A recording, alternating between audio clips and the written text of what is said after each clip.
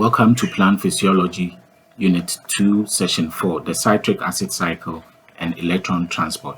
By the end of this session, students should be able to explain the fate of pyruvate, describe the events of the Krebs cycle, state the products of the Krebs cycle, state the links between glycolysis, Krebs cycle, and electron transport chain, define the electron transport chain, state the products of the electron transport chain, and describe the events of the electron transport chain. The pyruvate molecules performed at the end of glycolysis must be further utilized in the respiratory chain to release the energy in them. The pyruvate molecules are then taken into the Krebs cycle, producing NADH and reduce flavin adenine dinucleotide. This takes place in the mitochondria instead of the cytosol of the cell. Pyruvate molecules themselves are not taken into the Krebs cycle. They are converted into another substance before. Two steps are involved. One is the conversion of pyruvate to another substance called acetyl coenzyme A and the Krebs cycle proper.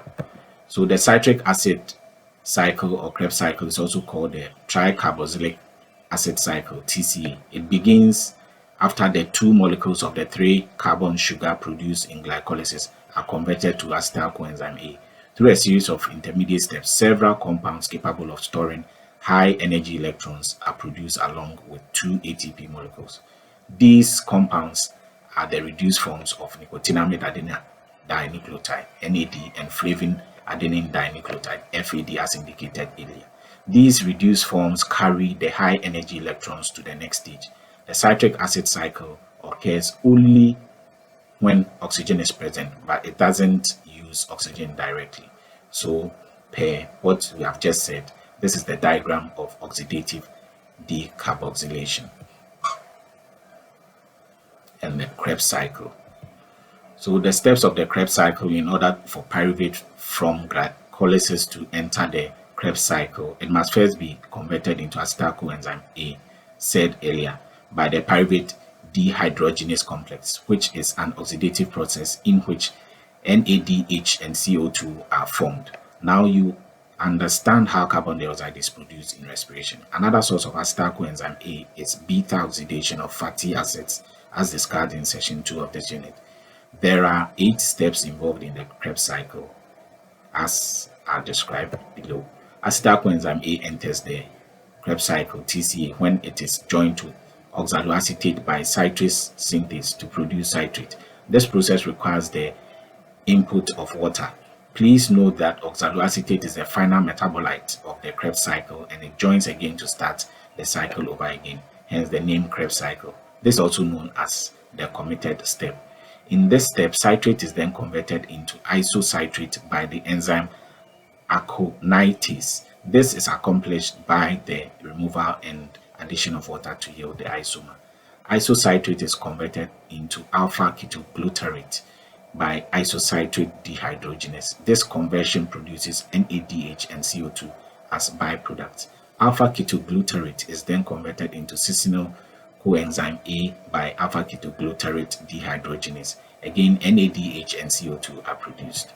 Succinyl coenzyme A is also converted into succinate catalyzed by the enzyme succinyl coenzyme A synthase, which results in the production of 1 ATP per succinyl coenzyme A. Succinate is then converted into fumarate by the enzyme succinate dehydrogenase. This reaction causes FAD to be reduced to FADH2, which is a prosthetic group of succinate dehydrogenase. Succinate dehydrogenase is a direct part of the electron transport chain. FAD is also known as electron carrier 2. Fumarate is then converted to malate by hydration with the assistance of the enzyme fumarase. Malate is also converted into oxaloacetate, the final metabolite of the Krebs cycle, by malate dehydrogenase with the formation of NADH as byproducts. The Krebs cycle and the conversion of pyruvate to acetyl coenzyme A produce 2 molecules of ATP, 8 molecules of NADH, and 2 molecules of FADH2 per glucose molecule. That is, 2 NADH molecules are generated into bracket 1 pair pyruvate, 2 carbon dioxide are released, 1 pair pyruvate, 6 NADH molecules are generated, 3 pair acetyl coenzyme A that enters, 2 FADH2 molecules are generated, 1 pair acetyl coenzyme that enters, 2 ATP molecules are generated, 1 pair acetyl coenzyme A that enters, and 4 molecules of carbon dioxide are released, 2 pair acetyl coenzyme A that enters the Krebs cycle. So electron transport chain is a third step of aerobic respiration, and it takes place in the mitochondria membrane called the cristae. The electron transport chain is a process in which the NADH and FADH2 produced during glycolysis, beta oxidation, and other catabolic processes are oxidized. So, this oxidation process releases energy in the form of ATP. The mechanism by which ATP is formed in the electron transport chain is called chemiosmotic phosphorylation.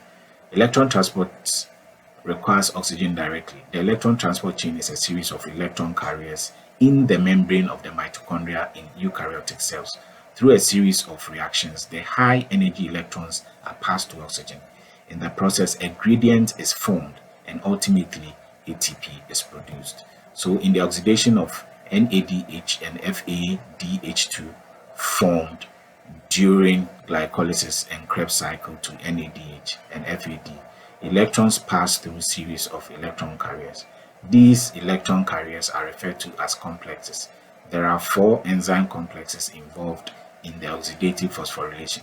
These are complex 1, NADH ubiquinone oxidoreductase. It is an integral protein that receives electron in the form of hydride ions from NADH and passes them on to ubiquinone. Complex 2, succinate ubiquinone oxidoreductase, also called succinate dehydrogenase from the TCA cycle. Complex 2 receives electrons from succinate, which is an intermediate metabolite of the TCA cycle, to yield fumarate and FADH2. So from succinate, the electrons are received by FAD, which then becomes FADH2. The electrons are then passed off to ubiquinone, coenzyme Q. Ubiquinone or ubiquinol or ubiquinone, the oxidized form of the molecule, receives electrons from several different carriers and becomes reduced. The reduced form is ubiquinol, which passes its electron off to complex 3. Complex 3, ubiquinol cytochrome C oxidoreductase. It is an integral protein that receives electrons from ubiquinol, which are then passed on to cytochrome C. Complex 4, cytochrome C oxidase, which is another integral protein, receives electrons from cytochrome C and transfers them to oxygen to produce water within the mitochondria matrix.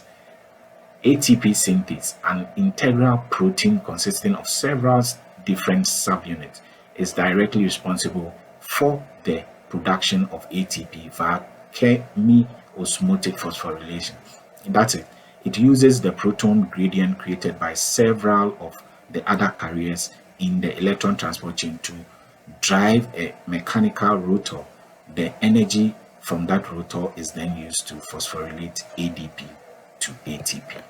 In review, this session looked at the next 2 major steps of cellular respiration, describing the events and stating the products of the Krebs cycle and the electron transport chain.